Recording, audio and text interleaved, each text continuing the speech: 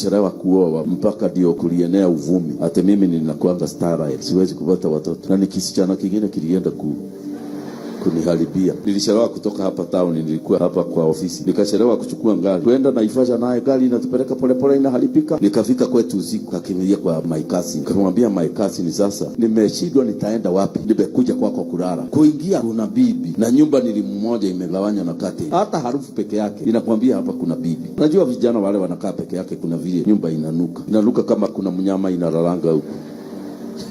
Nikajua hapa kuna, nikamwambia kwani ulipata bibi na hujaniambia? Akaniambia yeye hapo hapa msalimie. Sasa nikamwambia my cousin, na nilikuwa nakuja kulala kwako. Akaniambia don't worry, nitakutafutia. Sidi alienda kwa nyumba ya tatu kutoka kwake, akaongea na msichana hapo, na mimi sikujua. Akaniambia nimekuorganizia mahali utarara. Nikaingia, nilikuwa nimekula tayari, nikakaa hapo chini. Akaniambia nikuonyesha mahali utarara. Akanionyesha utarara hapo, na kwa sababu nilikuwa nimeshoka na safari, nikarara hapo nigojea amalize kazi. Kwa hivyo hata nilijiwekelea pamoja na koti, nikajiwekelea hapo kwa kitanda. Nikasikia via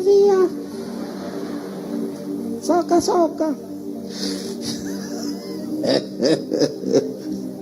niliamuka nikakaa kwa sturu, nilikuwa namuuliza nikiwa nimekaa kwa sturu, yani haukuwa unaenda? Akaniambia hapa ndio kwangu, siwezi kuenda. Na yeye yako na night dress, mimi niko na full suit. Nikamwambia wacha niende. Nikatoka kwa mlango, nikasikia kaa chini, nikarudi haraka nikaangalia, nilikuta ni msako iko tao, wanaume wameketishwa chini huko nje, wanapigwa kichwa. Nasikia polisi wakiwaambia saa hii either uwe polisi umbwa ama mwizi, wewe ni nani? Nikarudi nikafunga mlango. Msichana akaniambia na hao akikushika unawekwa ndani 14 days, hawapelekangi mtu kotini haraka. Nikakaa kwa sturu, na ni sturu ni gumu, hakana kiti gine, kulikuwa na sturu bili hapo na kamesa. Nikasikia vile hiyo sturu imekauka, nikaona lazima nilale, maana kitanda ilikuwa at least comfortable. Na hiyo ilikuwa mara yangu ya kwanza kulala na suti na soksi na tai na shati. Hiyo fununu sasa ndio ilienda kwetu nyumbani. The man is finished, ni stara. Hata amelala na msichana usiku mzima, hakuna kitu iliendelea. Kwenda nyumbani, mzee ananiambia umekuja? Namwambia ndio. Akaniambia leo ule mtu akiharibu mwili kuna mithi huwa